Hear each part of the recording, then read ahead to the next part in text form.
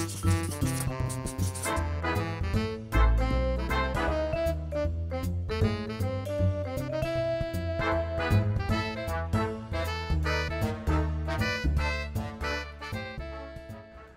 this is Dave and welcome to the Table, a series of videos where I review and discuss various board and card games, looking at them from a family perspective.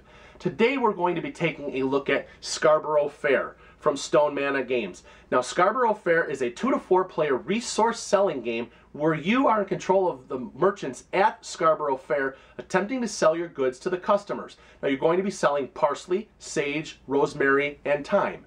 Now, this game also has a market in it where you can adjust the prices to sell to the customers. Now be careful, because the customer is shrewd and he's not going to pay a lot of money for it. But if you're the only one who has the goods, you can get a good price. Now let's take a look at this game and how it's played, and I'll come back and I'll give you my thoughts. Okay, let's take a look at the components that come in Scarborough Fair. And first of all, we have a game board where all the action is going to take place.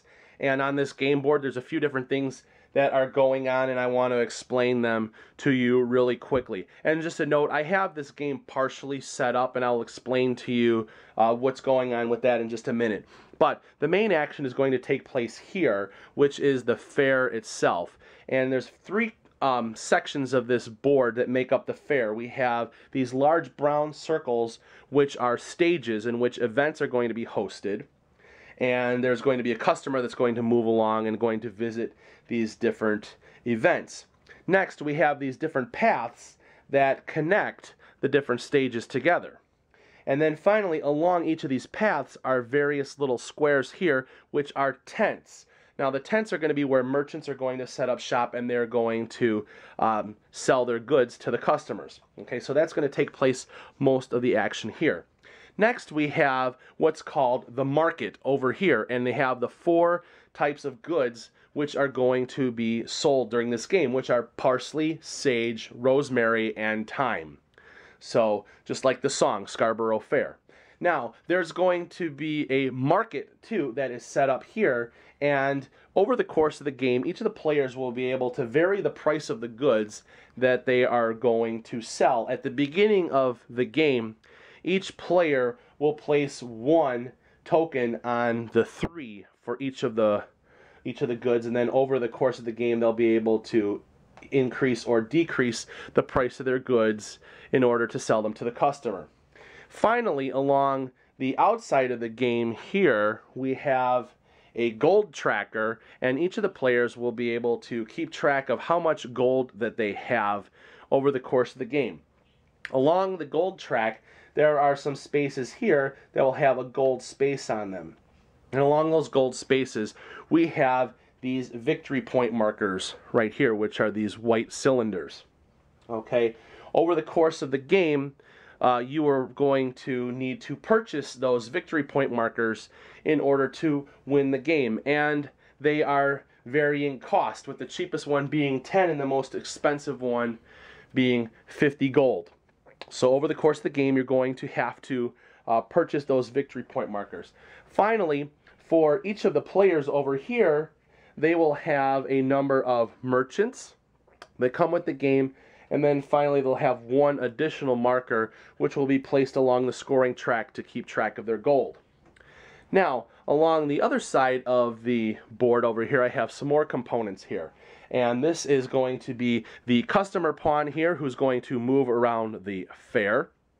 And we have 6 of these event tokens, and I've got 3 of them here to show you the 3 different types. And they're double-sided, so they have different things on each side. And they represent the 3 different types of events which customers are going to be drawn to. Food, which is marked by this turkey leg. Music, which is by this lute. And finally, theater, which is by the masks there. So there's going to be 6 of those that are going to come with the game. And then finally, there is a customer deck here, and there's a whole bunch of cards. And inside this deck is going to be what each customer is going to want to buy, what they're going to be attracted to, and how much they're looking for. So, for example, here, if we were to reveal this card, we have a customer who is wanting to go to a food event and is looking to buy 1 sage along the way. And I'll explain how that goes through in the gameplay itself. Now, to set this game up here, what I have done is I have taken each of the markers and I placed them on the 3s for each of the resources here. And I've taken all the resource cubes and I've placed them on the board. And I have placed the victory point markers along the board here. Next, what I need to do is set up the fair itself for the events. And the beginning of the game, I need to have 3 food, 2 music, and 1 theater for the events. And I can just randomly just place these on the board here. So that's all I'm going to do. And then finally what I'm going to do is there's 1 open space that I'm going to place the customer right here. Okay, so we have everything set up there. Finally, what we're going to do is we will determine who the first player is and get the starting resources. I'm going to set this game up for a 3-player game, so I'm going to take the orange out here, and we'll assume that the blue player will start, and he will start with 7 gold.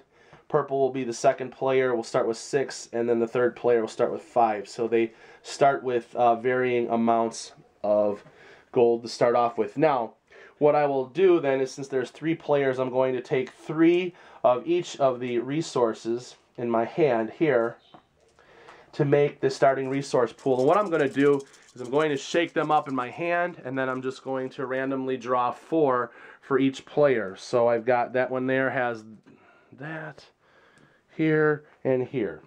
So I have these off to the side here, and I'll show you what I have. The first player is going to start off with 2 parsley, 1 rosemary, and 1 thyme. That's going to be for this black player here. Next, this we have 1 of each, which will go to the blue player. And finally, we've got 2 sage, 1 rosemary, and 1 thyme, which will go to the purple player. Okay, now that I've got this pretty much set up, let me show you how the game is played. Okay, so I've gone ahead and I've got this ready to go for 3 players. And one thing that I wanted to clarify was going to be this starting gold amounts over here. Now, the player who's going to be going first, which is the black player, will receives the least amount of gold. So he's going to start with the least amount, and the player who's going last, which is the blue player, receives the most amount of gold when starting off here. And then they're just kind of placed in order, just like you see here on the board. Now, the gameplay is going to take place over a series of turns here. And the object of this game is to get the most victory points by purchasing these victory point cubes over the game. And the way to do that is through buying resources from the market and then selling them to the customer along the way. And you have some control over the price, which you'll be able to vary the price here, and also how many you have of each of the resources, and then how much or what type of resource you're going to have. So now on your turn, there's going to be 3 things that are going to happen. First, what we will do is we will take the top card from the customer deck and we will reveal it. Okay, so we have a customer right now who is looking to buy 5 thyme and is going to want to go to a music event. So there's once we see that, there's a few things that we will be able to do on our turn. There are 4 actions. First of all, we can adjust the market here we can either up to 3 resources, we can choose to increase or decrease the value by 1. Okay? The other thing that we can do is we can buy resources from the market, and each of the resources cost 2 gold, and we can't have any more than 15 resource cubes total. So we have to be careful that we don't try to buy too many. Okay, and then we can place merchants along the paths here, and finally we can choose to purchase victory points. So now if we look at our card here and we see that they want to buy thyme and they're looking to buy 5 of them, and they're wanting to go to a music event, we're going to look here and see what is the closest music event here, which happens to be up here. So this customer is going to have to move along this path here. So, and they're looking to buy some time. Well, we happen to have 1 time over here, so it would be in our best interest to place a merchant along here. So what we're going to do is we're going to use our action to place a merchant. So we've done that. Now, finally, we're going to move the customer. Now, this customer is going to move along this path, boom, and he's going to see that he wants to buy time, and we only have 1, but he's going to buy it. And right now, the price that we're asking for time is 3 gold. So he was going, even though we don't have quite that much, he's going to buy what we have. He's going to buy the 1, so it'll go back in here, and we will in turn move up 3 gold. 1, 2, 3 gold. Okay? And he will continue on to go to this event. Now, what we will do is once he reaches that event, we'll flip this over, and we will place it down here where he used to be. That is the end of that turn. Now, the next player's turn will go. We will reveal the next customer card here, which says that they are looking for 5 parsley. So, and he's going to be wanting to go to a food event, and he's going to move to the closest food event, which is going to be right here. Now, we look at our resources here, and we don't have any parsley here, so there's a couple different things that we can do. We can anticipate that maybe he's going to want to go to a music event or a theater event, and so maybe we're kind of looking pretty good on sage. Maybe we decide that since we've got more, we're going to increase the price of sage by 1. So we're going to make sage more expensive here. Okay? And what's going to happen now is he's going to move down here to this event. He doesn't find any parsley, and so he's going to stay here. We're going to flip this over and put this back here. Again, that's the end of his turn. Next, now we have the next customer is going to be looking for 3 sage and going to a music event. Now, here we have 1 sage here, and maybe we want to sell that, so on our action, maybe we'll place a merchant here. He's going to come by, and he will buy this sage for the price that we're asking, which is 3. So he will go up 3. 1, 2, 3, right here. And that's the end of that player's turn. He's going to go on up here to this music. This is going to flip over and move over here. Now, over the course of the game, we're going to be able to buy resources and add up so that when they're coming to buy things, that we'll be able to offer them more than we have right now. Well, this was just the starting resources, and I just wanted to give you an idea of how the gameplay goes on. Now, for example, if we came around, if somebody was looking to buy more sage, or a couple of them, this one here he's got a couple of them here. Now, over the course of the gameplay, if we have a couple of merchants that are along the way, maybe we've got one here, and we've got one here, and we've got one here, and the customer is going to have to go to a theater event and is looking for a specific resource, he's open to buy from any of those particular merchants, but he's going to look for the lowest price, and he's going to buy from them first. So what's going to happen is if the black player was selling for the lowest price, he's going to buy from them first up to the quantity that he's looking for. So if the black player does not have as many as he's looking for, he's going to buy all that he can. Then he's going to go to the next cheapest player that he meets along the way and buy from them. Now, if we have prices set at the same price, he's along his path of travel, he's going to buy from that first customer first, or the first merchant first. So that's how that handles there. Now, what you're going to do is when you have accumulated a certain amount of gold on your turn, you can purchase a victory point marker, but it's going to cost you gold. So right now, if I decided on this next player's turn, on the blue player's turn, to purchase a victory point marker, it's going to cost him 10 gold, and he's going to move all the way back down to 0, and that could compromise his ability to play. So you're going to have to strategically determine when you're going to want to play and purchase these victory point markers over the course of the game. So as you can see here, turns go very quickly. Here, again, on some of your turns, maybe if we came around, they could choose to spend some of their gold to add more resources to vary what they have to be able to offer to their customers. And that is how you play Scarborough Fair.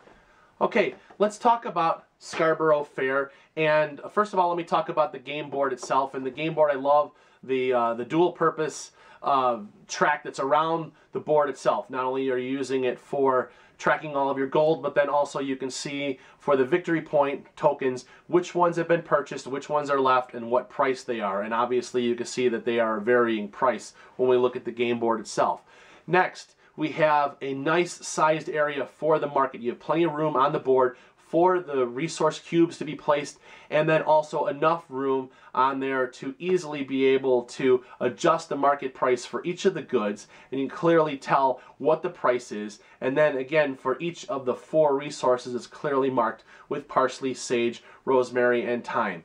And then finally, we've got a nice large area for the fair itself. We've got good sized area for the stages for the event tokens to be placed on, and then also we have nice wide paths and good spacing for the tents to be placing the merchants, so that it gives the game a sense of open airness, not everything cramped, and it allows the game to breathe. So a good use of space on the game board itself. Now let me look at the components here, and this game is currently manufactured by the Game Crafter. And so if we look at the resources themselves, if we look at parsley, sage, rosemary, and thyme, in real life they're all green. And the Game Crafter does not have varying shades of green cubes to use, and so the designer varied them with color. So obviously we have, nobody's ever seen red thyme before, but it works for the game. So you can't be critical that there are various colors when all of the herbs are green, because it just does not make sense from a game standpoint. So if you're going to knock the game for that, shame on you. You shouldn't do that, because there's just not enough variation in the green cubes to make the game that way right now. Now, there are some really cool things that go on in this game, and I like the fact that as the customer moves around, new events are popping up on the stages. So you just flip over the event token, place it in another spot, and so it just kind of seems like there's a lot of stuff that's going on, and it gives the game a sense of duration of time, that it's not everything all going on at the same time, but there's just really cool events that's going on. Okay, he moves over here. Okay, well, maybe like an hour later something's popping up behind there. So it kind of gives it that theme, like, at the fair, yes, there's scheduled events that are going on. And it also varies the game board for where the customer is going to be walking around looking for specific type of events. So it's going to give the game board a more even playing field. Now, in this game, the location of where you place your merchants is key in this game. I mean, this is all about location, location, location. This game is an economics game, and so location and scarcity of resources are going to play a major factor in this game, as well as supply and demand. So if you're looking at if you look at this game, it is an economic game at its core. You are able to adjust the price of a good, and if the customer's coming by, if you're the only one who is selling that, they're going to pay whatever price that you're offering because they want it. Again, it's supply and demand. They demand it, you have the supply, they're going to pay whatever you have. Now, later on in the game, as there's more and more merchants that are being placed, and you may all have the same goods that are being offered, well, you know what? This guy, he's shrewd, and he's not going to pay the top price for things. He's going to look to stretch his dollar. Okay, so he's going to buy first from the cheapest merchant, and he's going to buy up as much as he can. Now, if he buys up everything from the cheapest merchant, he's still looking for more, well then whoever the next lowest price is going to be able to sell their goods. So you do definitely have to watch to make sure that you don't price yourself out of the market in this particular game. So that is one strategy that you're going to have to look forward to in this game.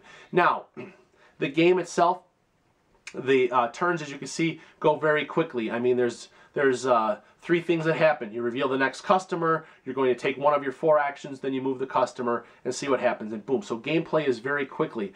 Now, you may think that this game is going to lag because you have some of the higher priced victory point markers, but the game tends to move along rather quickly, especially if you are balancing out the types of resources that you're selling. So if you kind of find yourself running short, well, you know what, you're going to have to spend some of your gold in order to buy some things in order to sell it. So you got to spend money to make money. So just remember that's another economic principle too. Now, if we look at this game from a family perspective, this game is basically economics 101. If you're looking to use this as a tool for that, this is perfect. I think that this game, it would be awesome in homeschool curriculum for junior high and high school kids to understand economics. I think this game also would be good in a classroom for somebody who's like an economics club, or somebody who really wants to understand a practical application of supply and demand. I think this is really a really good demonstration of that. If you are involved in any kind of demonstration, or if you're going to be speaking on these topics, this is a great tool to use. I think that, you know, it's just the concept of the game and how it plays is very simple. You're only dealing with 4 resources that can be easily understood. The concept of this game can be easily grasped by anyone. So it's a great way to put those principles into motion. So again, from a family perspective, this is really strong in economics. Okay, so this is really solid that way. Okay, I like this game a lot. I like the fact that even though you're dealing with an economic principle for the game, that I like the Renaissance theme kind of brings it all together. It has that nice feel of a lot that's going on. So so you're not really thinking that much about it being an economic game. You're just trying to sell your goods, and especially like younger players, they just want to sell stuff. You know, they're going to want to buy a few things and they're going to want to sell it. They want the customer to come and see them. So it's really good. It's really good that way. I enjoy this game because the fact that it plays very quickly, and you can get a game in 45 minutes or less, depending on the number of players. Okay, so I like this game a lot. I want to recommend this to you. Again, homeschoolers, this is something that you're going to want to add to your arsenal of tools to be able to use to understand these principles. And again, you know, in the classroom, this is a great supplement to understanding the supply and demand, and then also location and scarcity of resources. Okay, so make sure you definitely consider that when thinking about this game. Okay, so that is Scarborough Fair, and if you are interested in adding a copy of this to your library, please click on the link below in the video description and it will take you to where you can purchase Scarborough Fair. Okay, that's it for now, and join me again next time as we take a look at another game and we see how it makes it to the table.